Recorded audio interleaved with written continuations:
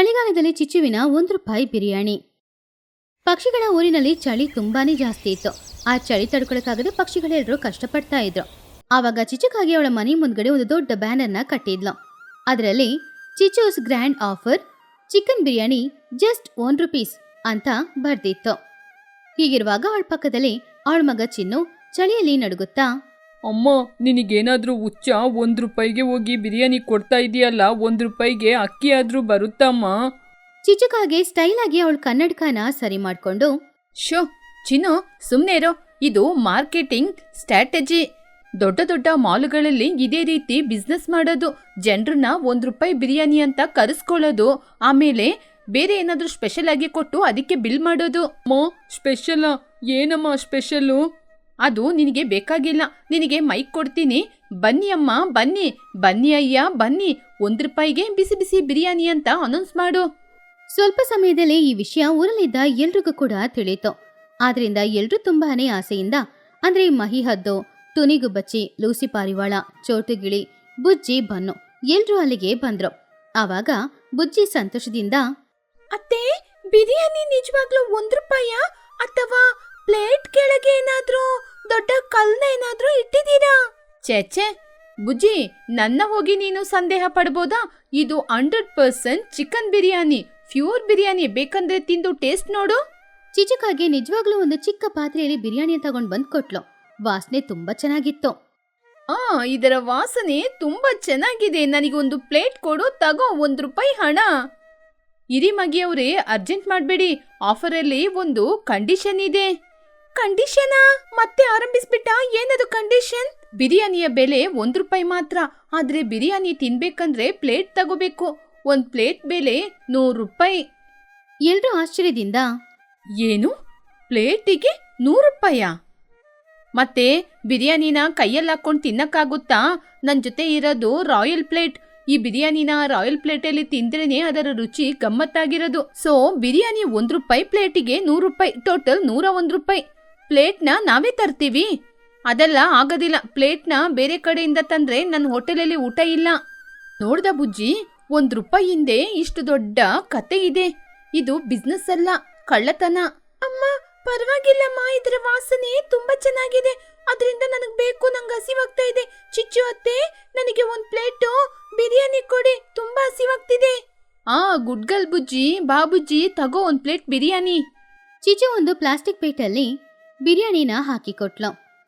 ಬುಜ್ಜಿ ಅದನ್ನ ತಿನ್ನಕ್ಕೆ ಶುರು ಮಾಡಿದ್ಲು. ಅತ್ತೆ, ಈ ಬಿರಿಯಾನಿ ಚೆನ್ನಾಗಿದೆ, ಆದ್ರೆ ಈ ಬಿರಿಯಾನಿಯಲ್ಲಿ ಮಾಂಸ ಇಲ್ಲ, ಅನ್ನ ಮಾತ್ರ ಇದೆ. ಅಯ್ಯೋ ಬುಜ್ಜಿ, ಇದು 1 ರೂಪಾಯಿ ಬಿರಿಯಾನಿ ಅಲ್ವಾ? ಅದರಿಂದ ಇದರಲ್ಲಿ ರೈಸ್ ಮಾತ್ರ. ನಿನಗೆ ಪೀಸ್ ಬೇಕಂದ್ರೆ 50 ರೂಪಾಯಿ ಎಕ್ಸ್ಟ್ರಾ ಕೊಡ್ಬೇಕು. ಆವಾಗ ಮಾತ್ರ ಲೆಗ್ ಪೀಸ್ ಕೊಡಕ್ಕಾಗದು. ಪೀಸಿಗೆ 50 ರೂಪಾಯ? ಮೊದಲು ಚಿಕನ್ ಬಿರಿಯಾನಿ ಅಂತ ತಾನೇ ಹೇಳಿದ್ದು ನೀವು? ಹೌದು, ಬಿರಿಯಾನಿಗೆ ಚಿಕನ್ ಬಿರಿಯಾನಿ ಫ್ಲೇವರ್ ಕೊಟ್ಟಿದ್ದೀನಿ, ಅದರಿಂದ ಚಿಕನ್ ಬಿರಿಯಾನಿ ಅಂತಾನೆ ಹೇಳಕ್ಕಾಗೋದು. ಇವಾಗ ಪೀಸ್ ಬೇಕಂದ್ರೆ ಅಮೌಂಟ್ ಕೊಡ್ಬೇಕು. ಚಿಚ್ಚು, ನೀನ್ ಮಾಡೋದು ದೊಡ್ಡ ಮೋಸ. ರೈಸಿಗೆ 1 ರೂಪಾಯಿ, ಪ್ಲೇಟಿಗೆ 100 ರೂಪಾಯಿ, ಚಿಕನಿಗೆ 50 ರೂಪಾಯಿ, ಟೋಟಲ್ ಆಗಿ 150 ರೂಪಾಯಿ. 100 ರೂಪಾಯಿಗೆ ಬೇರೆ ಹೋಟೆಲಲ್ಲಿ 1 ಪ್ಲೇಟ್ ಚಿಕನ್ ಬಿರಿಯಾನಿ ಸಿಗುತ್ತೆ. ಇಲ್ಲಿ ನೋಡಿ ಮಗಿಯವ್ರೆ, ನನ್ನ ಕೈಯಲ್ಲಿ ಅಡುಗೆ ರುಚಿ ಅಷ್ಟು ಚೆನ್ನಾಗಿ ಬರುತ್ತೆ. ಬೇಕಂದ್ರೆ ತಿನ್ನಿ, ಬೇಡದಿದ್ರೆ ಹೋಗಿ. ಕ್ಯೂ ಅಲ್ಲಿ ಎಷ್ಟು ಜನ ನಿಂತಿದ್ದಾರೆ ನೋಡಿ. ನಿಜಾನೇ, ಅವ್ರ ಹಿಂದ್ಗಡೆ ಸುಮಾರು ಜನ ಕ್ಯೂ ಅಲ್ಲಿ ಕಾಯ್ತಾ ಇದ್ರು. ಬೇರೆ ದಾರಿನೂ ಇಲ್ದೆ, ಹಸುವು ತಾಳಕ್ಕಾಗದೆ ಎಲ್ರೂ ಕೂಡ ಚಿಚುಕಾಗಿ ಹಾಕಿದ ರೂಲ್ಗೆ ಸರಿ ಅಂತ ಒಪ್ಕೊಂಡ್ರು. ಎಲ್ರೂ ಬಿರಿಯಾನಿ ತಿಂತಾ ಇದ್ದಾಗ ಚಿಚುಕಾಗಿ ಕ್ಯಾಶ್ ಕೌಂಟರ್ ಅಲ್ಲಿ ಕೂತ್ಕೊಂಡು ಕ್ಯಾಶ್ನ ರಿಸೀವ್ ಮಾಡ್ಕೊಳ್ತಾ ಇದ್ಲು. ಚಿನ್ನು ಎಲ್ರಿಗೂ ಸರ್ವ್ ಮಾಡ್ತಿದ್ದ. ಅಯ್ಯೋ ಚಿಚ್ಚು, ಬಿರಿಯಾನಿ ಖಾರವಾಗಿದೆ, ಕುಡಿಲಿಕ್ಕೆ 1 ಗ್ಲಾಸ್ ನೀರ್ ಕೊಡು. ಅಯ್ಯೋ ಒಟ್ಟು ನೀರಿಗೆ 20 ರೂಪಾಯಿ, ಬಿಸಿನೀರ್ ಬೇಕಂದ್ರೆ 30 ರೂಪಾಯಿ. ಯಾಕೆಂದ್ರೆ ಚಳಿಗಾಲ ಅಲ್ವಾ? ಏನು, ನೀರ್ನ ಕೂಡ ಮಾರಾಟ ಮಾಡ್ತಾ ಇದೀಯ? ನಿನಗೆ ನರಕದಲ್ಲಿ ಕೂಡ ಜಾಗನೇ ಇರಲ್ಲ ಚಿಚ್ಚು. ನನ್ನ ನರಕ ಎಲ್ಲ ಆಮೇಲೆ ನೋಡ್ಬೋದು, ಮೊದ್ಲು ನೀರ್ ಬೇಕಂದ್ರೆ 20 ರೂಪಾಯಿ ಕೊಡು. ಬೇರೆ ದಾರಿ ಇಲ್ದೆ ಹಣ ಕೊಟ್ಟು ಎಲ್ರೂ ವಾಟರ್ ಬಾಟಲ್ ತಗೊಂಡು ಕುಡಿದ್ರು. ಚಿಚುಕಾಗಿಯ ವ್ಯಾಪಾರ ಆ ದಿನ ನಿಜವಾಗ್ಲೂ ತುಂಬಾನೇ ಚೆನ್ನಾಗಿ ನಡೀತಾ ಇತ್ತು. ಚಿಚು ತುಂಬಾನು ಹ್ಯಾಪಿಯಾಗಿದ್ಲು. ಆ ದಿನ ಸಂಜೆ ಸಮಯ ಚಿಚು ಮಾಡಿದ ಬಿರಿಯಾನಿ ಎಲ್ಲಾನು ಖಾಲಿ ಆಯ್ತು. ಆದ್ರೆ ಕಸ್ಟಮರ್ಸ್ ಇನ್ನೂ ವೇಟ್ ಮಾಡ್ತಾನೆ ಇದ್ರು. ಅಮ್ಮ, ಬಿರಿಯಾನಿ ಖಾಲಿ ಆಗಿದೆ, ಪಾತ್ರೆ ಎಲ್ಲ ಖಾಲಿ ಖಾಲಿ. ಅಯ್ಯಯ್ಯೋ, ಖಾಲಿ ಆಯ್ತಾ? ಇನ್ನು 11 ಕಸ್ಟಮರ್ ಇದ್ದಾರೆ. ಇವ್ರನ್ನ ಕಳಿಸ್ಬಿಟ್ರೆ 1100 ರೂಪಾಯಿ ಲಾಸ್ ಆಗುತ್ತೆ. ಏನಾದ್ರೂ ಒಂದು ಮಾಡ್ಲೇಬೇಕು. ಚಿಚುಕಾಗಿ ಅಡಿಗೆ ಮನೆಗೆ ಹೋದ್ಲು. ನೆನ್ನೆ ಮಾಡಿದ ಅನ್ನ ಸ್ವಲ್ಪ ಮಿಗ್ಲಿತ್ತು. ಪಕ್ಕದಲ್ಲಿ ಸ್ವಲ್ಪ ಮಸಾಲೆ ಹುಡಿನೂ ಇತ್ತು. ಐಡಿಯಾ, ಈ ಮಸಾಲೆಗೆ ಈ ವೈಟ್ ರೈಸ್ನ ಮಿಕ್ಸ್ ಮಾಡಿ ಸ್ವಲ್ಪ ಗರಂ ಮಸಾಲೆ ಹಾಕಿದ್ರೆ ಇದು ಕೂಡ ಬಿರಿಯಾನಿ ರುಚಿಯಾಗುತ್ತೆ. ಇದನ್ನ ಬಿಸಿ ಮಾಡಿದ್ರೆ ಯಾರಿಂದ ಕಂಡಿಡಿಯಲು ಸಾಧ್ಯ? ಚಿಚು ಫಾಸ್ಟ್ ಆಗಿ ಆ ಹಳೆಯ ಅನ್ನದಲ್ಲಿ ಆ ಮಸಾಲೆ ಹುಡಿ ಹಾಕಿ ಬೆರ್ಸದ್ಲು. ಇಲ್ಲಿ ನೋಡಿ ಕಸ್ಟಮರ್, ನಿಮಗೆ ಒಂದು ಗುಡ್ ನ್ಯೂಸ್. ಚಿಕನ್ ಬಿರಿಯಾನಿ ಖಾಲಿ ಆಗಿದೆ. ಇವಾಗ ವೆಜಿಟೇಬಲ್ ಬಿರಿಯಾನಿ ಇದೆ. ಇದಕ್ಕೇನೆ ರೇಟ್ ಜಾಸ್ತಿ. ಇದರ ಬೆಲೆ 200 ರೂಪಾಯಿ. ನಿಮಗೆ ಆಫರ್ ರೇಟಲ್ಲಿ 100 ರೂಪಾಯಿಗೆ ಕೊಡ್ತೀನಿ, ಬೇಕಾ? ಎಲ್ರೂ ಹಸುವಲ್ಲಿ ಇದ್ದಿದ್ರಿಂದ ಆ ಮಸಾಲೆ ಅನ್ನನ ಕೂಡ ಬಿರಿಯಾನಿ ಅಂತ ಹೇಳಿ ತಿಂತಾ ಇದ್ರು. ರಾತ್ರಿ 9 ಗಂಟೆ ಸಮಯ. ಎಲ್ರೂ ಊಟ ಮಾಡಿ ಮನೆಗೆ ಹೋದ್ರು. ಚಿಚುಕಾಗಿ ಕೈಯಲ್ಲಿದ್ದ ಹಣನ ಲೆಕ್ಕ ಮಾಡ್ತಾ ಇದ್ಲು. ಲೇ ಚಿನ್ನು, ನೋಡ್ದ ನನ್ನ ಬುದ್ಧಿವಂತಿಕೆನ? ಇವತ್ತು ಒಂದೇ ದಿನದಲ್ಲಿ 10,000 ಸಂಪಾದನೆ ಮಾಡಿದೀವಿ. ಆದಷ್ಟು ಬೇಗ ನಾವು ಕೋಟೀಶ್ವರ ಆಗ್ತೀವಿ. ಅಮ್ಮೋ, ನೀನ್ ಎಲ್ಲರನ್ನ ಮೋಸ ಮಾಡಿದೀಯ. ಆ ದೇವ್ರು ನಿನ್ನ ಕ್ಷಮಿಸಲ್ಲ, ನಿನ್ಗೆ ಶಿಕ್ಷೆ ಕೊಡ್ತಾನೆ. ಅದೆಲ್ಲ ನಾನ್ ನೋಡ್ಕೋತೀನಿ, ಬಾಯಿ ಮುಚ್ಕೊಂಡ್ ಮಲ್ಕೊಳ್ಳೋ. ಆದ್ರೆ ದೇವ್ರು ನೋಡ್ತಾನೆ ಇದ್ದ. ಅರ್ಧರಾತ್ರಿಯ ಸಮಯದಲ್ಲಿ ಪಕ್ಷಿಗಳ ಊರಿನಲ್ಲಿ ವಿಚಿತ್ರವಾದ ಶಬ್ದ ಕೇಳಿಸ್ತು. ಅಯ್ಯೋ ಅಮ್ಮ, ಹೊಟ್ಟೆ ತುಂಬಾ ನೋವಾಗ್ತಿದೆ. ಟೊನಿಯ ಮನೆಯಲ್ಲಿ ಬುಜ್ಜಿ ಗುಬ್ಬಚ್ಚಿ ಬಾತ್ರೂಮ್ಗೆ ಓಡ್ ಹೋಗ್ತಾ ಇದ್ಲು. ಅಮ್ಮ, ನನ್ನ ಹೊಟ್ಟೆಯಲ್ಲಿ ಯಾರೋ ಬಾಂಬ್ ಹಾಕಿದ ರೀತಿ ಇದೆ. ಆ ಚಿಚ್ಚು ಅತ್ತನೇ ಈ ಬಾಂಬ್ನ ಹಾಕಿರ್ಬೇಕು. ಹೌದು ಬುಜ್ಜಿ, ಹೊಟ್ಟೆ ಎಲ್ಲ ಉರಿತಾ ಇದೆ. ಯಾಕೆಂದ್ರೆ ಆ ಬಿರಿಯಾನಿ ತುಂಬಾ ಖಾರವಾಗಿತ್ತಲ್ವಾ. ಅವ್ರ ಮನೆಯಲ್ಲಿ ಮಾತ್ರ ಅಲ್ಲ, ಮಹಿ ಹದ್ದು, ಚೋಟಿಗಿಳಿ, ಲೂಸಿ ಪಾರಿವಾಳ ಯಾರೆಲ್ಲ ಚಿಚುಕಾಗೆ ಅಂಗಡಿಗೆ ಹೋಗಿ ಬಿರಿಯಾನಿ ತಿಂದ್ರೋ ಎಲ್ರಿಗೂ ಕೂಡ ಆ ದಿನ ರಾತ್ರಿ ಭಯಂಕರವಾದ ಹೊಟ್ಟೆ ನೋವು. ಚಿಚು ಹಾಕಿದ ಪದಾರ್ಥಗಳೇ ಅದಕ್ಕೆ ಕಾರಣ ಅಂತ ಅವ್ರೆಲ್ರಿಗೂ ಗೊತ್ತು. ಹೀಗಿರುವಾಗ ಮರುದಿನ ಬೆಳಗ್ಗೆ ಪಕ್ಷಿಗಳು ಎಲ್ರೂ ಕೂಡ ತುಂಬಾನು ಕೋಪದಿಂದ ಜಗಳ ಮಾಡೋದಕ್ಕೋಸ್ಕರ ಚಿಚುಕಾಗ್ಯ ಮನೆ ಮುಂದ್ಗಡೆ ಹೋಗಿ ನಿಂತ್ಕೊಂಡಿದ್ರು. ಚಿಚ್ಚು, ಮೊದ್ಲು ಮನೆಯಿಂದ ಈಚೆ ಬಾರೆ. ನೀನು ಕೊಟ್ಟ ಬಿರಿಯಾನಿ ತಿಂದು ಎಲ್ಲರೂ ಹಾಸ್ಪಿಟ್ಲಿಗೆ ಹೋಗಿದೀವಿ. ಏನೇ ಮಾಡಿದೀಯಾ? ಚಿಚು ಹೆದರ್ಕೊಂಡೆ ಹೊರಗಡೆ ಬಂದು, ಅಯ್ಯಯ್ಯೋ ಮಗಿ ಅವರೇ, ನಾನು ಚೆನ್ನಾಗಿರುವ ಬಿರಿಯಾನಿನೇ ಕೊಟ್ಟಿದ್ದು. ಇದು ಚಳಿಕಾಲ ಅಲ್ವಾ, ಅದಕ್ಕೆ ಜೀರ್ಣ ಆಗಿಲ್ವೋ ಏನೋ. ಜೀರ್ಣ ಆಗದೆ ಇಲ್ಲದೇ ಅಲ್ಲ. ನೀನೆನ್ನೆ ನಮಗೆ ತಂಗ್ಲನ ಕೊಟ್ಟೆ ಅಲ್ವಾ, ನಮಗೆ ಗೊತ್ತು. ಅನ್ನ ಗಟ್ಟಿಯಾಗಿ ಇತ್ತು. ಒಂದೊಂದು ಚಿಕನ್ ಪೀಸಿಗೆ 50-100 ಅಂತ ತಗೊಂಡು ಅತ್ತೆ, ನೀವು ನಮಗೆ ದೊಡ್ಡ ಮೋಸ ಮಾಡಿದೀರಾ. ಅತ್ತೆ, ನಾವು ಕೊಟ್ಟ ಹಣನ ನಮ್ಗೆ ವಾಪಸ್ ಕೊಡಿ, ಇಲ್ಲದಿದ್ರೆ ನಾವು ಪೊಲೀಸ್ ಕಂಪ್ಲೇಂಟ್ ಕೊಡ್ತೀವಿ. ಹೌದು, ನಮ್ಮ ಹಣನ ವಾಪಸ್ ಕೊಡು. ಕಾಂಪನ್ಸೇಷನ್ ಕೂಡ ಕೊಡ್ಬೇಕು. ಎಲ್ಲರೂ ಜೊತೆ ಸೇರ್ಕೊಂಡ್ ಬಂದಿದ್ದಾರೆ. ಚಿನ್ನು, ಬಾಗ್ಲಾಕೋ. ಆದ್ರೆ ಚಿನ್ನುಕಾಗಿ ಕೂಡ ಹೊಟ್ಟೆ ನೋವಿಂದ ಕಷ್ಟಪಡ್ತಾ ಇದ್ದ. ನಾನು ಕೂಡ ಬಾಕಿಯಾದ ಬಿರಿಯಾನಿ ತಿಂದೆ. ನನಗೂ ಕೂಡ ತುಂಬಾ ಹೊಟ್ಟೆ ನೋವಾಗ್ತಿದೆ. ನೀವೇನಾದ್ರೂ ಪರಿಹಾರ ಮಾಡಿ. ಚಿಚುಗೆ ಬೇರೆ ದಾರಿ ಕಾಣಿಸ್ಲಿಲ್ಲ. ಎಲ್ರು ತುಂಬಾನೇ ಕೋಪದಲ್ಲಿದ್ರು. ಆವಾಗ ಟುನಿಗುಬ್ಬಚ್ಚಿ ಎಲ್ಲರ ಹತ್ರನೋ, ಇಲ್ಲಿ ನೋಡಿ ಫ್ರೆಂಡ್ಸ್, ಯಾರು ಜಗಳ ಮಾಡಬೇಡಿ. ಚಿಚ್ಚು ಮಾಡಿದ್ದು ತಪ್ಪೆ. ಆದ್ರೆ ನಾವು ಅವಳ ಜೊತೆ ಜಗಳ ಮಾಡಿದ್ರೆ ನಮ್ಮ ಆರೋಗ್ಯನೇ ಹಾಳಾಗೋದು. ಇಲ್ಲಿ ನೋಡು ಚಿಚ್ಚು, ನೀನು ನಮ್ಮೆಲ್ಲರಿಗೂ ಡಾಕ್ಟರ್ನ ಕರೆಸಿ ಟ್ರೀಟ್ಮೆಂಟ್ ಮಾಡ್ಬೇಕು. ಇಲ್ಲದಿದ್ರೆ ನಾವ್ ಯಾರು ನಿನ್ನ ಸುಮ್ನೆ ಬಿಡಲ್ಲ. ಚಿಚು ಅಳುತ್ತಾ, ಸರಿ ಚಿಚ್ಚು, ನಾನೇ ಡಾಕ್ಟರ್ನ ಕರೆಸಿ ನಿಮ್ಮೆಲ್ಲರಿಗೂ ಟ್ರೀಟ್ಮೆಂಟ್ ಮಾಡ್ತೀನಿ. ನಿನ್ನೆ ದುಡಿದ ಹಣ ನನ್ನ ಕೈಯಲ್ಲಿದೆ. ಸ್ವಲ್ಪ ಸಮಯದಲ್ಲಿ ಡಾಕ್ಟರ್ ಕುಹು ಬಂದ್ರು. ಎಲ್ರಿಗೂ ಔಷಧಿ ಕೊಟ್ರು. ಆ ಬಿಲ್ಲನ್ನ ನೋಡಿ ಚಿಚುಕಾಗೆಗೆ ತಲೆಯೆಲ್ಲ ತಿರುಗಾಡೋ ತರ ಇತ್ತು. ಎಲ್ಲರಿಗೂ ಸೇರಿ ಬಿಲ್ ಮಾಡಿದ್ದು 10,000 ರೂಪಾಯಿ. ಏನು, 10,000ನ ನಾನ್ ಸಂಪಾದನೆ ಮಾಡಿದ್ದೆ. 5,000, ಇನ್ನೊಂದು 5,000ನ ಎಲ್ಲಿಂದ ತರದು? ಎಲ್ಲ ನಮಗ್ ಗೊತ್ತಿಲ್ಲ. ಬೇಗ ಕೊಡಿ, ಇಲ್ಲದಿದ್ರೆ ನಿನ್ ಮನೇನ ಜಪ್ತಿ ಮಾಡದೆ. ಚಿಚು ಅಳುತ್ತಾ ರೂಮಿಗೆ ಹೋಗಿ ಇಷ್ಟು ದಿನ ಅವಳು ಕೂಡಿಟ್ಟಿದ್ದ ಹಣ, ಅವಳ ಕುತ್ತಿಗೆಯಲ್ಲಿದ್ದ ನೆಕ್ಲೆಸ್ ಎಲ್ಲಾನು ಕುಹುಬಾತುವಿನ ಹತ್ರ ತಗೊಂಡ್ ಬಂದ್ ಕೊಟ್ಲು. ಅವಳ ದುರಾಸೆಯಿಂದ ಈ ದಿನ ಅವಳು ಕೂಡಿಟ್ಟ ಎಲ್ಲ ಹಣನೂ ಖರ್ಚಾಗ್ತಾ ಇತ್ತು. ಆ ದಿನ ಸಂಜೆ ಸಮಯ ಎಲ್ರೂ ಸ್ವಲ್ಪ ಸರಿಯಾದ್ರು. ಎಲ್ರೂ ಚಿಚುನ ನೋಡಿ, ಅತ್ತೆ ಏನಾಯ್ತತ್ತೆ? ₹1 ಬಿರಿಯಾನಿ ಬಿಸ್ನೆಸ್ ಮಾಡಿದ್ರಲ್ವಾ, ಲಾಭ ಬಂತ ಅಥವಾ ನಷ್ಟ ಬಂತ? ಓ ಬುಜ್ಜಿ, ಎಲ್ಲಿಂದ ಲಾಭ ಬಂತು? ನನ್ನ ಕೈಯಿಂದ ನಷ್ಟ ಆಗಿದೆ. ಅತಿ ಆಸೆಗೆ ಅಂತ ಕೆಲಸ ಮಾಡಕ್ ಹೋಗಿ ಇವಾಗ ನನಗೆ ನಷ್ಟನೇ ಬಂದಿದೆ. ಅತಿ ಆಸೆ ಪಡಬಾರ್ದು ಅಂತ ಗೊತ್ತಾಯ್ತು. ಇವಾಗ್ಲಾದ್ರೂ ನಿನಗೆ ಬುದ್ಧಿ ಬಂತಾ? ವ್ಯಾಪಾರ ಅಂದ್ರೆ ನಂಬಿಕೆ ದ್ರೋಹ ಮಾಡಬಾರ್ದು. ಲಾಭ ಬರುತ್ತೆ ಅಂತ ಜನರಿಗೆ ಮೋಸ ಮಾಡಿದ್ರೆ ದೇವ್ರು ಸುಮ್ನೆ ಇರ್ತಾನಾ? ಸರಿ ಆಗಿದ್ದೇನೋ ಆಗಿ ಹೋಯ್ತು. ಇವತ್ತು ತುಂಬಾನೇ ಚಳಿ ಜಾಸ್ತಿ ಇದೆ. ತುನಿ, ಇವತ್ತು ನೀನೇ ಏನಾದ್ರೂ ಸ್ಪೆಷಲ್ ಆದ ಸೂಪ್ ಮಾಡು. ಅದಕ್ಕೆ ಹಣ ಎಲ್ಲ ಚಿಚ್ಚುನೆ ಕೊಡ್ತಾಳೆ. ಅಯ್ಯಯ್ಯೋ, ನನ್ ಜೊತೆ ಇನ್ನೂ ಏನೂ ಇಲ್ಲ. ಎಲ್ಲರನ್ನ ಬಿಟ್ಬಿಡಿ. ಎಲ್ರೂ ನಗಾಡಿದ್ರು. ಚಿಚುನು ನಗುತ್ತಾ, ಅಯ್ಯಯ್ಯೋ, ಇನ್ ಮುಂದೆ ನಾನು ಬಿರಿಯಾನಿ ವ್ಯಾಪಾರನೇ ಮಾಡೋದಿಲ್ಲ. ನಾಳೆಯಿಂದ ₹1ಗೆ ಬಿಸಿನೀರು ವ್ಯಾಪಾರ ಮಾಡ್ತೀನಿ, ಅದೇ ಸಾಕು. ಅಯ್ಯಯ್ಯೋ ದೇವ್ರೆ, ನಿನ್ನ ಬಿಸಿನೀರು ಕೂಡ ನಮ್ಗೆ ಬೇಕಾಗಿಲ್ಲ. ಹಾಗೆ ಚಿಚುಕಾಗೆಯ ಆ ₹1 ಬಿರಿಯಾನಿ ಅವಳಿಗೆ ಒಂದು ಒಳ್ಳೆ ಪಾಠನ ಕಲ್ಸ್ಕೊಟ್ಟಿತ್ತು. ಈ ಕಥೆಯಲ್ಲಿರುವ ನೀತಿ ಏನು ಅಂದ್ರೆ, ಯಾರಾದ್ರೂ ತುಂಬಾನೇ ಕಡಿಮೆ ಬೆಲೆಗೆ ಆಹಾರ ಕೊಡ್ತಾ ಇದ್ದಾರೆ ಅಂದ್ರೆ ಮೋಸ ಮಾಡ್ತಾ ಇದ್ದಾರೆ ಅಂತ ಅರ್ಥ. ಅದನ್ನ ನಾವು ತಿಳ್ಕೊಳ್ಬೇಕು. ಪಕ್ಷಿಗಳ ಊರಿನಲ್ಲಿ ಆ ದಿನ ಬೆಳಗ್ಗೆ ತುಂಬಾನೇ ವಿಚಿತ್ರವಾಗಿತ್ತು. ಯಾವಾಗ್ಲೂ ಚೆನ್ನಾಗಿ ಮಾತಾಡ್ಕೊಂಡು ನಗಾಡ್ತಾ ಇರುವ ಚಿಚುಕಾಗೆ ಏನೋ ಗೊತ್ತಿಲ್ಲ ಆ ದಿನ ತುಂಬಾನೇ ಸೈಲೆಂಟ್ ಆಗಿ ಕೂತ್ಕೊಂಡಿದ್ಲು. ಅದು ಕೂಡ ಸುಮ್ಮನೆ ಎಲ್ಲ ಪದ್ಮಾಸನದಲ್ಲಿ ಕೂತ್ಕೊಂಡಿದ್ಲು. ಅವಳ ತಲೆಯಲ್ಲಿ ಬಾಳೆ ಎಲೆಯಲ್ಲಿ ಮಾಡಿರುವ ಒಂದು ಟೊಪ್ಪಿ ಇತ್ತು. ಹಾಗೆಯೇ ಒಣಗೋಗಿರುವ ಬೇವಿನ ಎಲೆಗಳ ಮಾಲೆನ ಕತ್ತಲ್ಲಿ ಹಾಕೊಂಡಿದ್ಲು.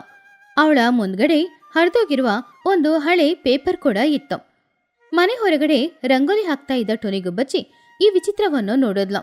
ಆವಾಗ ಟುನಿ ಜೋರಾಗಿ, ಬುಜ್ಜಿ ಇಲ್ಲಿ ಬಾ, ಇವತ್ತು ನಿನ್ ಚಿಚ್ಚಿ ಅತ್ತೆನ ನೋಡು, ಹೊಸ ವೇಷ ಹಾಕಿದಾಳೆ, ಸನ್ಯಾಸಿ ರೀತಿ ಇದ್ದಾಳೆ. ಬುಜ್ಜಿ ತಕ್ಷಣ ಓಡ್ಕೊಂಡು ಬಂದ್ಲು. ಆ ಹೌದಮ್ಮ, ಯಾಕಮ್ಮ ತಂದ ಮೇಲೇನೆ ಬಾಳೆ ಎಲೆ ಹಾಕೊಂಡಿದ್ದಾರೆ, ಏನಾದ್ರೂ ಆಯ್ತಾ? ನನಗೇಗೆ ಗೊತ್ತು, ಕೇಳಿ ನೋಡಿದ್ರೆ ತಾನೆ ಗೊತ್ತು. ಇಬ್ರು ಸೇರಿ ಚಿಚುಕಾಗೆಯ ಮನೆಯ ಹತ್ತಿರ ಹೋದ್ರು. ಚಿಚುಕಾಗೆ ಇನ್ನು ಕಣ್ಮುಚ್ಕೊಂಡೇ ಇದ್ಲು. ಚಿಚ್ಚು ಚಿಚ್ಚು ಏನಾಯ್ತು? ಹೊಸ ವೇಷ ಏನು, ಹುಷಾರಿಲ್ವಾ? ಚಿಚುಕಾಗೆ ಮೆಲ್ಲೆ ಕಣ್ಣನ್ನ ಬಿಟ್ಟು ಗಂಭೀರವಾದ ಸ್ವರದಿಂದ, ಶೋ, ನನ್ನ ಚಿಚ್ಚು ಅಂತ ಕರಿಬೇಡಿ. ನಾನಿವಾಗ ಮಹಾನ್ ತ್ರಿಕಾಲ ಜ್ಞಾನಿ. ನನಗೆ ಭವಿಷ್ಯದಲ್ಲಿ ಮುಂದೆ ಏನ್ ನಡೆಯುತ್ತೆ ಅಂತ ಎಲ್ಲ ಗೊತ್ತು. ಬುಜ್ಜಿ ಗುಬ್ಬಚ್ಚಿ ನಗುತ್ತಾ, ತ್ರಿಕಾಲ ಜ್ಞಾನನ? ಹಾಗೆ ಅಂದ್ರೆ ಏನತ್ತೆ? ಹಾಗೆ ಅಂದ್ರೆ ಮುಂದೆ ನಡೆಯುವುದು ಎಲ್ಲವೂ ನನಗೆ ಮೊದಲೇ ಗೊತ್ತಿರುವುದು. ನಿನ್ನೆ ರಾತ್ರಿ ನನಗೊಂದು ಕನಸು ಬಂತು. ಆ ಕನಸಿನಿಂದ ನನಗೆ ಈ ಜ್ಞಾನ ಉದಯವಾಗಿದೆ. ನೋಡಿದ್ರ ಈ ಕಾಗದನ, ಇದರಲ್ಲಿ ಯಾರಿಗೆಲ್ಲ ಏನೆಲ್ಲ ಆಗುತ್ತೆ ಅಂತ ಎಲ್ಲ ಬರೆದಿರುತ್ತೆ. ಟುನಿ ನಗುತ್ತಾ, ಏ ಚಿಚ್ಚು, ಸಾಕು ನಿಲ್ಸು ನಿನ್ ನಾಟಕನ. ಅದು ಮೊನ್ನೆ ಮಗಿಯವರು ಪಕೋಡ ತಂದ ಹಳೆ ಪೇಪರ್, ನಂಗೊತ್ತಿಲ್ವಾ? ಅದಕ್ಕೆ ಚಿಚ್ಚು, ಛೋ, ನಿನಗೆ ಕಣ್ಣು ಮಾತ್ರ ಇದೆ, ಆದ್ರೆ ಅದರಲ್ಲಿ ಏನು ದೃಷ್ಟಿನೂ ಕಾಣದಿಲ್ಲ. ಇದು ಪಕೋಡ ಪೇಪರ್ ಅಂತ ನೀನು ಹೇಳ್ಬೋದು, ಆದ್ರೆ ನಮ್ಮಂತ ಜ್ಞಾನಿಗಳಿಗೆ ಮಾತ್ರ ಗೊತ್ತಿರೋದು. ಇರು, ನಿನ್ನ ಜಾತಕವನ್ನು ಇವಾಗ್ಲೇ ನೋಡಿ ಹೇಳ್ತೀನಿ. ಚಿಚುಕಾಗೆ ಆ ಪೇಪರ್ನ ತಗೊಂಡು ಏನೋ ಓದ್ತಾ ಇರೋ ತರ ನಾಟಕ ಮಾಡಿದ್ಲು. ಅಬ್ಬೋ ತುನಿ, ನಿನ್ನ ಜಾತಕ ಚೆನ್ನಾಗಿದೆ, ಆದ್ರೆ ಆ ಶನಿ ಭಗವನ್ನನ್ನು ನೀನು ನಿನ್ನ ಮನೆ ಮೇಲೇನೆ ಕೂರಿಸ್ಕೊಂಡಿದ್ದೀಯಾ. ಟುನಿ ಹೆದರ್ಲೇ ಇಲ್ಲ. ಏನು, ಶನಿ ಕೂತಿದ್ಯಾ? ಕಾಕಿ ಕೂತಿದ್ಯಾ? ನೀನೇ ತಾನೆ ಯಾವಾಗ್ಲೂ ನನ್ನ ಮನೆ ಮೇಲೆ ಕೂರೋದು. ಶೋ, ತಮಾಷೆ ಮಾಡ್ಬೇಡ. ಈ ದೋಷ ಹೋಗಬೇಕಂದ್ರೆ ನೀನು ಇವತ್ತು ಮಧ್ಯಾಹ್ನ ಮಾಡುವ ಬಿರಿಯಾನಿಯನ್ನು ನನಗೆ ಸ್ವಲ್ಪ ತಂದು ಕೊಡ್ಬೇಕು. ಆವಾಗ ಮಾತ್ರ ನಿನ್ನ ದೋಷ ಪರಿಹಾರ ಆಗೋದು. ಇಲ್ಲದಿದ್ರೆ ನಿನ್ನ ಮಗುವಿಗೆ ಏನಾದ್ರೂ ಒಂದು ತೊಂದರೆ ಆಗ್ಬೋದು. ಓಹೋ, ಇದೇನಾ ಸಂಗತಿ? ಬಿರಿಯಾನಿಗೋಸ್ಕರನೇ ಇಷ್ಟು ದೊಡ್ಡ ನಾಟಕನಾ? ನಾನಿವತ್ತು ಬಿರಿಯಾನಿ ಮಾಡೋದಿಲ್ಲ. ಏನ್ ಮಾಡ್ತೀಯಾ? ಟುನಿ ನಗುತ್ತಾ ಅಲ್ಲಿಂದ ಹೋಗ್ತಾ ಇದ್ದಾಗ ಚಿಚುಕಾಗೆ ಜೋರಾಗಿ, ನಿಲ್ಲು ತುನಿ, ನಾನು ಹೇಳದ್ನ ನೀನು ನಂಬದಿಲ್ಲ ಅಲ್ವಾ? ಇದರಲ್ಲಿ ನಿನ್ನ ಮಗಳು ಬುಜ್ಜಿಯ ಜಾತಕ ಕೂಡ ಇದೆ. ಅವಳು ಸ್ವಲ್ಪ ಅಪಾಯದಲ್ಲಿದ್ದಾಳೆ. ಅದನ್ನು ಕೇಳಿದಾಗ ಟುನಿ ಅಲ್ಲಿಂದ ಹೋಗ್ಲೇ ಇಲ್ಲ. ಎಲ್ಲ ತಾಯಿಗೂ ಮಕ್ಕಳ ವಿಷಯದಲ್ಲಿ ಸ್ವಲ್ಪ ಭಯ ಇರುತ್ತೆ ತಾನೆ. ಆದ್ರಿಂದ ಟುನಿ ಹಿಂದೆ ತಿರುಗಿ ನೋಡಿ, ಏನು, ಬುಜ್ಜಿಗೆನಾ? ಏನಾಯ್ತು? ಅದನ್ನು ಕೇಳಿ ಚಿಚುಕಾಗೆ ನಗುತ್ತಾ, ಇವಾಗ ನೀನು ನನ್ನ ದಾರಿಗೆ ಬಂದೆ. ಮುಂದೆ ಬರುವ ಭಾನುವಾರ ನಿನ್ನ ಮಗಳಾದ ಬುಜ್ಜಿ ಅಂಗಳದಲ್ಲಿ ಆಟ ಆಡುವಾಗ ಅವಳ ತಲೆ ಮೇಲೆ ದೊಡ್ಡ ಲಾಡಿನ ಬಂಡೆಕಲ್ ಬೀಳುತ್ತೆ. ಬುಜ್ಜಿ ತುಂಬಾ ಸಂತೋಷದಿಂದ, ಲಡ್ಡು ಬಂದ್ ಬೀಳುತ್ತಾ? ಅದು ಸಂತೋಷ ತಾನೇ, ಅದ್ರಲ್ಲೇನಿದೆ ಅಪ್ಪಾಯ? ಅಲ್ಲೇ ಇರೋದು ಟ್ವಿಸ್ಟು. ಅದು ಕಲ್ಲಿನ ಲಡ್ಡು. ಅದು ನಿನ್ನ ತಲೆ ಮೇಲೆ ಬಿದ್ರೆ ನಿನಗೆ ಅಪಾಯ ಉಂಟಾಗುತ್ತೆ. ಈ ಕಷ್ಟದಿಂದ ನೀವು ಹೊರಗೆ ಬರಬೇಕು ಅಂದ್ರೆ ನಿಮ್ಮಮ್ಮ ನನಗೆ ಪ್ರತಿದಿನ 15 ಲಾಡುಗಳನ್ನು ಮಾಡಿ ಕೊಡಬೇಕು. ಆವಾಗ ಬೀಳುವಂತ ಲಡ್ಡು ಮೃದುವಾಗಿರುತ್ತೆ. ಟುನಿಗುಬ್ಬಚ್ಚಿ ಅನುಮಾನದಿಂದ, ಏನು, ಕಲ್ಲು ಲಡ್ಡ? ಏನ್ ಚಿಚ್ಚು ಬಾಯಿಗೆ ಬಂದಾಗೆ ಹೇಳ್ತೀಯಾ? ಅಮ್ಮ ಪ್ಲೀಸ್ ಅಮ್ಮ, ಚಿಚ್ಚು ಅತ್ತೆಗೆ ಏನು ಹೇಳ್ಬೇಡಿ. ನನ್ನ ತಲೆ ಮೇಲೆ ಕಲ್ಲು ಲಡ್ಡು ಬೀಳ್ಬಾರ್ದು. ಅವರು ಹೇಳಿದ ರೀತಿ ಅವರಿಗೆ ಲಡ್ಡು ಮಾಡಿ ಕೊಡಿ. ಟುನಿ பொண்ணு பயப்படுறத பார்த்து விருப்பம் இல்லாம ஒத்துக்கிட்டா. ಸರಿ ಚಿಚ್ಚು, ನೀನು ಹೇಳುವ ಮಾತಿನಲ್ಲಿ ನನಗೆ ನಂಬಿಕೆ ಇಲ್ಲ. ಆದ್ರೂ ಕೂಡ ನನ್ನ ಮಗಳ ಸಂತೋಷಕ್ಕೋಸ್ಕರ ನೀನ್ ಕೇಳಿದ ಲಡ್ಡುಗಳನ್ನು ಕೊಡ್ತೀನಿ. ಅರೆ, ನಾನ್ ಯಾಕೆ ಸುಳ್ಳು ಹೇಳ್ಬೇಕು? ನನ್ನ ಮಾತು ಸುಳ್ಳಾಗಲ್ಲ. ಟುನಿ ಮನೆಗೆ ಹೋಗಿ ಲಡ್ಡು ಮಾಡಕ್ಕೆ ತಯಾರು ಮಾಡ್ತಾ ಇದ್ಲು. ಅಷ್ಟರಲ್ಲಿ ಚಿಚುಕಾಗಿಯ ಹತ್ತಿರ ಚೋಟುಗಿಳಿ ಬಂದ್ಲು. ಏನ್ ಚಿಚ್ಚು, ಈ ಅವತಾರ? ಬಾ ಚೋಟು, ನಿನಗೋಸ್ಕರನೇ ಕಾಯ್ತಾ ಇದ್ದೀನಿ. ನಿನ್ನ ಜಾತಕದಲ್ಲಿ ಶುಕ್ರ ವಕ್ರವಾಗಿ ತಿರುಗ್ತಾ ಇದೆ. ಚೋಟು ಭಯದಿಂದ, ನೀನು ವಕ್ರ ಅಂದ್ರೆ ಹೇಗೆ? ಅಂದ್ರೆ ನಿನ್ನ ತೋಟದಲ್ಲಿ ಕಾಯುವಂತ ಸೀಬೆಕಾಯಿ ಎಲ್ಲನೂ ಒಣಗೋಗುತ್ತೆ. ಅಯ್ಯೋ, ಆ ದೋಷ ಪರಿಹಾರ ಆಗ್ಬೇಕಂದ್ರೆ ನಾನು ಏನ್ ಮಾಡ್ಬೇಕು ಜ್ಞಾನಿ? ನೀನು ಏನ್ ಮಾಡು ಅಂದ್ರೆ ನಿನ್ನ ತೋಟದಲ್ಲಿ ಬೆಳೆಯುವಂತಹ ದೊಡ್ಡ ಸೀಬೆಕಾಯಿಯನ್ನು ಪ್ರತಿದಿನ ಬೆಳಿಗ್ಗೆ ನನಗೆ 2 ತಂದು ಕೊಡು. ಅದನ್ನು ನಾನು ತಿಂದು ನಿನ್ನ ದೋಷ ಪರಿಹಾರವನ್ನು ನಾನೇ ಮಾಡ್ತೀನಿ. ಅಯ್ಯೋ, ನಿಜನಾ? ಹಾಗಾದ್ರೆ ಖಂಡಿತವಾಗಿ ಮಾಡ್ತೀನಿ. ಹಾಗೆ ಚಿಚುಕಾಗೆ ಅವಳ ಮನೆ ಹತ್ರ ಬರೋ ಪಕ್ಷಿಗಳನ್ನ ಕರೆದು ಜ್ಯೋತಿಷ್ಯ ಹೇಳ್ತೀನಿ ಅಂತ ಹೇಳಿ ಏನಾದ್ರೂ ಭಯಂಕರವಾದ ವಿಷಯ ಹೇಳಿ ಅವರನ್ನ ಹೆದರಿಸಿ ಆಹಾರ ಏನಾದ್ರೂ ತಗೊಂಡ್ ಬರಕ್ ಹೇಳ್ತಾ ಇದ್ಲು. ಹಾಗೆ ಆ ದಿನ ಸಂಜೆ ಸಮಯದೊಳಗಡೆ ಚಿಚುಕಾಗಿಯ ಮನೆಯಲ್ಲಿ ಸೀಬೆಹಣ್ಣು, ಜೋಳ ರೊಟ್ಟಿ, ಲಡ್ಡುಗಳು ಇತ್ತು. ಎಲ್ಲಾನು ಚಿನ್ನು ಜೊತೆ ಸೇರ್ಕೊಂಡು ಚಿಚುನು ತಿಂತಾ ಇದ್ಲು. ಅಮ್ಮ, ನಿಜವಾಗ್ಲೂ ಈ ಪೇಪರಲ್ಲಿ ಎಲ್ಲಾನು ಇದೆಯಾ? ನಿನಗೆ ಜ್ಯೋತಿಷ್ಯ ನೋಡಕ್ ಬರುತ್ತಾ? ಆವಾಗ ಚಿಚುಕಾಗೆ, ಅಯ್ಯೋ ಹುಚ್ಚು ಪಕ್ಷಿಗಳೇ, ಇದು ಜ್ಯೋತಿಷ್ಯ ಅಲ್ಲ, ನನ್ನ ಬುದ್ಧಿವಂತಿಕೆ. ಈ ನನ್ನ ಬುದ್ಧಿವಂತಿಕೆಯನ್ನು ಉಪಯೋಗ ಮಾಡಿ ಎಷ್ಟು ತಿನ್ನುವ ವಸ್ತುಗಳನ್ನು ನನ್ನ ಮನೆಗೆ ತರಿಸ್ಕೊಂಡಿದ್ದೀನಿ. ಮಗಿ ತಾತನಿಗೆ ಗೊತ್ತಾದ್ರೆ ನಮ್ಮನ್ನ ಸುಮ್ಮನೆ ಬಿಡಲ್ಲ. ಅಯ್ಯೋ ಮಗಿ ತಾತನಿಗೆ ಎಲ್ಲೂ ಗೊತ್ತಾಗುತ್ತೆ, ನೀನ್ ಸುಮ್ನೆ ಬಾಯಿ ಮುಚ್ಕೊಂಡು ತಿನ್ನು, ಏನು ಆಲೋಚನೆ ಮಾಡ್ಬೇಡ. ಮರುದಿನ ಬೆಳಗ್ಗೆ ಚಿಚುಕಾಗೆ ಪುನಃ ಪೇಪರ್ ಇಟ್ಕೊಂಡು ಕೂತ್ಕೊಂಡಿದ್ಲು. ಆವಾಗ್ಲೇ ಆ ಕಡೆ ಲೂಸಿ ಪಾರಿವಾಳ ಬಂದ್ಲು. ಬಾ ಮಗಳೇ ಲೂಸಿ, ನಿನ್ನ ಮೇಲೆ ರಾಹು ಡ್ಯಾನ್ಸ್ ಮಾಡ್ತಿದ್ದಾನೆ, ನಿನ್ನ ಬಿಳಿಯ ರೆಕ್ಕೆಗಳು ಕಪ್ಪಾಗುತ್ತೆ. ಲೂಸಿ ತುಂಬಾ ಹೆದರ್ತಾ, ಅಯ್ಯೋ ಕಪ್ಪಾಗುತ್ತಾ? ಹಾಗೆ ಆಗ್ಬಾರ್ದಂದ್ರೆ ಏನ್ ಮಾಡ್ಬೇಕು? ನೀನು ಪಕ್ಷಿಗಳಿಗೆ ದಾನ ಮಾಡೋದ್ನ ನನಗ್ ಕೊಡ್ಬೇಕು. ಆವಾಗ್ಲೇ ಅಲ್ಲಿಗೆ ಮಹಿ ಹದ್ದು ಬಂತು. ಮಹಿ ಜೊತೆ ತುನಿಗುಪ್ಪಚ್ಚಿ ಕೂಡ ಅಲ್ಲಿಗೆ ಬಂದ್ಲು. ಚಿಚ್ಚು, ಇಲ್ಲಿ ದೊಡ್ಡ ಸಮಾವೇಶ ನಡೀತಾ ಇದೆ, ನೀನು ಜಾತಕ ಹೇಳ್ತೀಯಂತೆ. ಚಿಚುಕಾಗೆಗೆ ಸ್ವಲ್ಪ ಭಯ ಆದ್ರೂ ಕೂಡ, ಹೌದು ಮಗಿಯವ್ರೆ, ನನಗೆ ಒಂದು ದಿವ್ಯ ದೃಷ್ಟಿ ಬಂದಿದೆ. ಅದರಿಂದ ಎಲ್ಲರ ಜೀವನದ ಬಗ್ಗೆ ನಾನು ಹೇಳ್ತೇನೆ. ನಿಮಗೂ ಕೂಡ ನಾಳೆ ಒಂದು ಅಪಾಯ ಬರುತ್ತೆ ಅಂತ ನಿಮ್ಮ ಜಾತಕದಲ್ಲಿ ಬರೆದಿದೆ. ಮಹಿ ಹದ್ದು ನಗುತ್ತಾ, ಓಹೋ, ಅಪ್ಪಾಯನ ಪೇಪರ್ನ ಒಂದ್ಸಲ ನನಗ್ ಕೊಡು. ಇಲ್ಲ ಮಗಿಯವ್ರೆ, ಸಾಮಾನ್ಯವಾದವರು ಇದನ್ನ ಮುಟ್ಲೇಬಾರದು. ನಾನು ಸಾಧಾರಣವಾದವನಲ್ಲ, ಊರಿನ ದೊಡ್ಡವನು, ಇಲ್ಲಿ ಕೊಡು. ಮಹಿ ಹದ್ದು ಚಿಚುಕಾಗಿಯ ಕೈಯಲ್ಲಿ ಇಟ್ಕೊಂಡಿದ್ದ ಆ ಪೇಪರ್ನ ಕಿತ್ಕೊಂಡ್ರು. ಆಮೇಲೆ ಅದನ್ನ ಚೆನ್ನಾಗಿ ನೋಡಿ ಓದಕ್ಕೂ ಶುರು ಮಾಡಿದ್ರು. ಮಿತ್ರರೇ ಕೇಳ್ಕೊಳ್ಳಿ, ಈ ಚೀಟಿಯಲ್ಲಿ ಏನ್ ಬರೆದಿದೆ ಅಂತ ನಾನು ಓದ್ತೀನಿ. ಲಕ್ಷ್ಮೀ ಸ್ವೀಟ್ ಹೌಸ್ ಪಟ್ನಾ, ನಮ್ಮಲ್ಲಿ ವಿಶೇಷವಾದ ಲಡ್ಡು, ಜಾಂಗ್ರಿ ಎಲ್ಲವೂ ದೊರೆಯುತ್ತೆ. 1 ಕೆಜಿ ತಗೊಂಡ್ರೆ 1/4 ಕೆಜಿ ಉಚಿತ. ಮಹಿ ಹದ್ದು ಓದಿ ಮುಗಿಸಿದ ತಕ್ಷಣ ಅಲ್ಲಿದ್ದ ಪಕ್ಷಿಗಳು ಎಲ್ರೂ ಕೂಡ ಒಂದು ಕ್ಷಣ ಸೈಲೆಂಟ್ ಆದ್ರು. ಆದ್ರೆ ಬುಜ್ಜಿ ಮಾತ್ರ ಜೋರಾಗಿ ನಗಾಡ್ತಾ ಇದ್ಲು. ಲಕ್ಷ್ಮಿ ಸ್ವೀಟ್ಸಾ? ಅತ್ತೆ, ಇದೇನಾ ನಿಮ್ಮ ಬ್ರಹ್ಮಲಿಪಿ? ನನ್ ಬಗ್ಗೆ ಎಲ್ಲಿ ಬರ್ದಿದೆ ತೋರಿಸಿ ನೋಡೋಣ. ಟುನಿ ಕೋಪದಿಂದ, ಚಿಚ್ಚು, ನೀನು ನನ್ನ ಮೋಸ ಮಾಡಿದೀಯಾ? ಹಳೆ ಬೇಕ್ರಿ ಪೇಪರ್ ತೋರಿಸಿ ನನ್ನ ಮಗಳ ಜೀವನ ಅದು ಇದು ಅಂತೇಳಿ ಲಡ್ಡು ಮಾಡಿಸ್ಕೊಂಡೆ. ಸೀಬೆ ಎಣ್ಣೆಯಲ್ಲಿ ಹುಳ ಆಗುತ್ತೆ ಅಂತ ಚೆನ್ನಾಗಿ ಸೀಬೆಕಾಯಿ ತಿಂದೆ.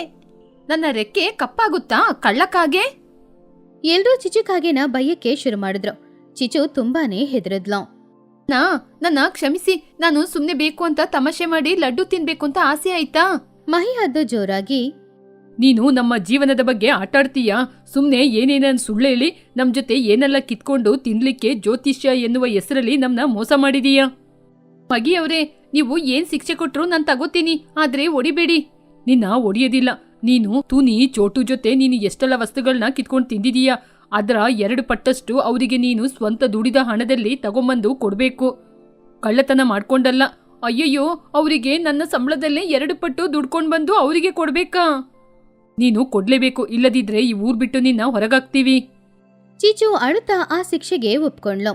ಅವಾಗ ಬುಜ್ಜಿಗುಬ್ಬಚ್ಚಿ ಚಿಚು ಹತ್ತಿರ ಹೋಗಿ, ಅತ್ತೆ, ನೀವು ಚಿಂತೆ ಮಾಡಬೇಡಿ, ನಿಮಗೆ ಲಡ್ಡು ಮಾಡುವಾಗ ನಾನು ಕೂಡ ಸಹಾಯ ಮಾಡ್ತೀನಿ. ಆದ್ರೆ ನನ್ನ ಕೈಯಾರೆ ಮಾಡಿದ ಲಡ್ಡುಗಳನ್ನು ನೀವು ತಿಂದ್ರೆ ಆಮೇಲೆ ನಿಮ್ಗೆ ಹೊಟ್ಟೆ ನೋವಾಗುತ್ತೆ ಅಂತ ನನ್ನ ದೃಷ್ಟಿಯಲ್ಲೇ ಕಾಣ್ತಾ ಇದೆ. ಬುಜ್ಜಿ ಹೇಳಿದಕ್ಕೆ ಎಲ್ರೂ ನಗಾಡಿದ್ರು. ಚಿಚುಕಾಗೆ ಅವಮಾನದಿಂದ ತಲೆ ಬಗ್ಗೆ ನಿಂತ್ಕೊಂಡಿದ್ಲು. ಆ ದಿನದಿಂದ ಚಿಚುಕಾಗೆ ಹಳೆ ಪೇಪರ್ಗಳನ್ನ ನೋಡಿದ್ರೆ ಸಾಕು ಅಲ್ಲಿಂದ ಓಡ್ ಹೋಗ್ತಾ ಇದ್ಲು. ಜ್ಯೋತಿಷ್ಯ ಹೇಳ್ತೀನಿ ಅಂತ ಯಾರನ್ನೂ ಮೋಸನೂ ಮಾಡ್ಲಿಲ್ಲ.